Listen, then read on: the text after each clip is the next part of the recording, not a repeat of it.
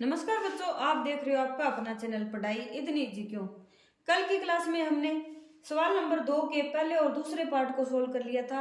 आज हम तीसरे और चौथे पार्ट को सोल्व करेंगे। चलिए देखते हैं कि दूसरा सवाल क्या है। निम्न स्थितियों को द्विघात समीकरणों के रूप में निरूपित करना है, यानी स्थिति दे रखी है, उसको किसमें निरूपित करना है? द्विघात समीकरण में। तो रोहन की माँ उससे 26 वर्ष बड़ी है, उनकी आयु वर्षों में का गुणनफल अब से 3 वर्ष पश्चात 360 हो जाएगा। हमें रोहन की वर्तमान आयु ज्ञात करनी है। रोहन की माँ किससे बड़ी है? रोहन से 26 वर्ष बड़ी है, यानी ये रोहन की माँ की आयु किस पे डिपेंड कर रही है? रोहन पर। तो सबसे पहले क्या करेंगे, माना रोहन की आयु मान लेंगे। रोहन की आयु कितनी मान लेंगे? मान लो x वर्ष है, ठीक है। तो रोहन की आयु x है, तो उसकी माँ की आयु कितनी हो जाएगी? तो माँ की आयु x है ये रोहन, और 26 वर्ष बड़ी है, यानी प्लस में क्या कर देंगे? 26 वर्ष, ठीक है। और उनकी आयु का गुणनफल अब से 3 वर्ष पश्चात 360 हो जाएगा, यानी 3 वर्ष पश्चात दोनों की आयु का गुणनफल है वो 360 हो जाएगा। ये तो क्या है? आज की आयु। तो 3 वर्ष पश्चात कितने हो जाएगा? 3 वर्ष पश्चात रोहन की आयु कितनी हो जाएगी? रोहन की आयु कितनी हो जाएगी 3 वर्ष पश्चात? आज x है, तो 3 साल बाद कितने हो जाएगा? 3x प्लस में 3 वर्ष, और 3 वर्ष पश्चात माँ की आयु कितनी हो जाएगी? माँ की आयु आज माँ कितने साल की है? x प्लस 26 वर्ष की है, और 3 साल बाद में प्लस में 3 और जुड़ जाएगा, यानी x प्लस में 26 और 3 कितने हुए? 29 वर्ष की हो जाएगी, ठीक है। दे क्या रखा है? दोनों का गुणनफल, वो भी 3 साल बाद। तो 3 वर्ष पश्चात दोनों की आयु का गुणनफल कितना दे रखा है? 360 दे रखा है, ठीक है। 360 वर्ष। आयु का गुणनफल करो, पहले किसका गुणा करेंगे? x प्लस 3 का। x प्लस 3 का गुणा किससे करेंगे? माँ की आयु से। x प्लस 29 बराबर 360 आ जाएगा, ठीक है। अब x का x के साथ गुणा करो, कितना आएगा? x स्क्वायर, फिर x का गुणा करेंगे 29x के साथ, कितना आएगा? 29x, फिर x का गुणा 3 का गुणा करेंगे x के साथ, कितना आएगा? 3x, और फिर 29 का गुणा करेंगे 3 के साथ, तो 9 3 27, 3 2 6 और 7 8, 29 3 87 बराबर 360। x स्क्वायर 29x और 3x कितना हुआ? 32x प्लस 87 माइनस 360, प्लस का है इधर आएगा, माइनस का 360 बराबर 0। x स्क्वायर प्लस 32x और 87 प्लस का माइनस का 360 क्या होगा? एक दूसरे का माइनस होंगे, घटा होगा, तो 360 में से 87 को माइनस करेंगे, कितना आएगा? 10 में से 7 को माइनस किया, कितना आया? 3, और यहाँ पर 5 बचा, इधर से असल लगी 15, 15 में से 8 गए, 7 और 2 कितना आया? 273, माइनस का 273 बराबर 0। ये क्या आ गई? अपनी द्विघात समीकरण बन गई, और जिससे हम क्या कर सकते हैं? रोहन की वर्तमान आयु है वो ज्ञात कर सकते हैं। यानी इस समीकरण को सोल्व करेंगे तो किसका मान आएगा? x का मान आएगा, और x क्या है? रोहन की वर्तमान आयु। जहां x है वो क्या है? रोहन की वर्तमान आयु है, ठीक है। चौथा पार्ट है, एक रेलगाड़ी 480 किलोमीटर की दूरी समान चाल से तय करती है। यदि इसकी चाल 8 किलोमीटर पर आवर कम होती तो वह उसी दूरी को तय करने में 3 घंटे अधिक लेती। हमें रेलगाड़ी की चाल ज्ञात करनी है। निकालना क्या है, चाल ज्ञात करने के लिए द्विघात समीकरण है वो बनानी है। ठीक है, तो सबसे पहले क्या करेंगे, रेलगाड़ी की चाल को मान लेंगे। माना रेलगाड़ी की चाल क्या मान लो, x किलोमीटर प्रति घंटा मान लेंगे।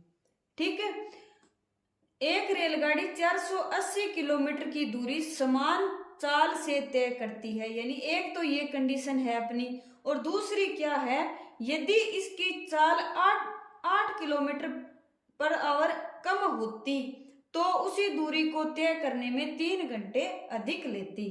ठीक है, चाल क्या है x किलोमीटर और दूरी क्या है, दूरी कितनी है 480 किलोमीटर। 480 किलोमीटर की दूरी को x किलोमीटर पर आवर की चाल से चलने के लिए समय कितना लगेगा, तो समय मान लो t1 मान लो, यानी पहली कंडीशन के लिए समय बराबर क्या होता है, समय बराबर क्या होता है, दूरी बटे चाल होता है। तो t1 बराबर दूरी कितनी है 480 और चाल कितनी है x। ठीक है, ये तो होगी अपनी पहली कंडीशन। दूसरी क्या है, यदि इसकी चाल 8 किलोमीटर कम होती पर आवर कम होती तो उसी दूरी को तय करने में 3 घंटे अधिक लेती। ठीक है, यानी चाल 8 किलोमीटर पर आवर कम होती तो समय कितना लगता, तो समय कितना लगता समय 3 घंटे अधिक, यानी t1 तो है ही पहला, यानी 3 घंटे ज्यादा लेता, 3 घंटे ज्यादा हो गए, और ये तो क्या हो गया अपना समय हो गया, और समय किससे निरूपित होता है, दूरी बटे चाल। दूरी कितनी है, दूरी तो फिक्स है 480, और चाल कितनी है, पहले तो x थी, अगर यह कम होती तो -8, यानी दूसरी कंडीशन के लिए ही होगा। अब निकालनी क्या, अपने को चाल निकालनी है, यानी x का मान निकालना है। x का मान निकालने के लिए सिर्फ द्विघात समीकरण में x ही चर रूप में होना चाहिए, बाकी ये जो t है उसको क्या कर देंगे, हमें हटा देंगे, तब यह क्या बनेगी, x के लिए द्विघात है वो समीकरण बनेगी। ये अपनी समीकरण नंबर 1 मान लो और ये समीकरण नंबर 2 मान लो। ठीक है, अब समीकरण नंबर 2 में से समीकरण नंबर 1 को क्या कर देंगे, माइनस कर देंगे। समीकरण 2 में से समीकरण 1 को घटाने पर, घटाओ तो t1 प्लस 3 माइनस t1 बराबर, या फिर इसको t मान सकते हो सीधा, बराबर क्या होगा 480 बटे x माइनस 8 माइनस 480 बटे x। t1 से t1 है वो कैंसिल हो जाएगा, कितना बचा, 3 बचा, 3 बराबर 480 क्या है, दोनों में क्या आ जाएगा, कॉमन आ जाएगा, 480 गुणा में क्या बच गया, 480 की गुणा में 1 है, 1 बटे x माइनस 8 माइनस 1 बटे x।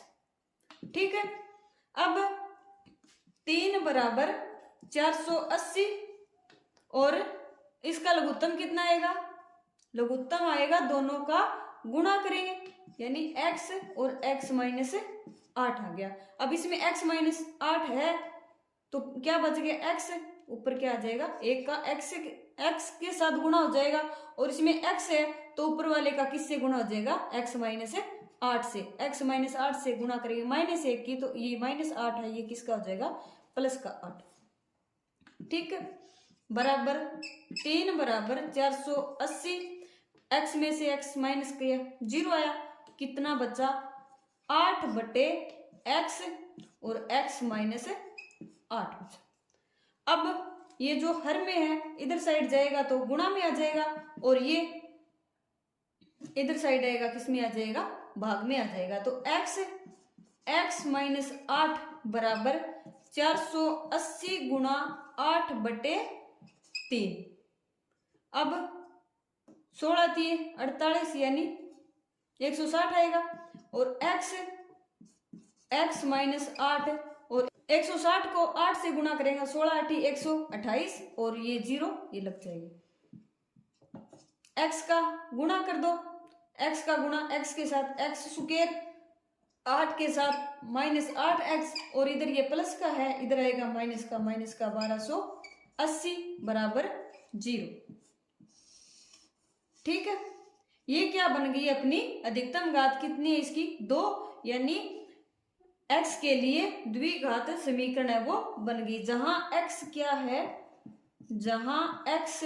क्या है रेलगाड़ी की चाल है, वो भी क्या है km/h में। ठीक है, इसी के साथ अपनी प्रश्नावली 4.1 का वो कंप्लीट होती है। आज की क्लास आपको कैसी लगी, सवाल नंबर 2 समझ में आया नहीं आया, कमेंट करके जरूर बताइए। अगर पसंद आई हो तो चैनल को लाइक शेयर एंड सब्सक्राइब करें। तब तक के लिए पढ़ते रहिए, बढ़ते रहिए और पढ़ाई को इजी बनाते रहिए। मिलते हैं नेक्स्ट क्लास में प्रश्नावली 4.2 के साथ।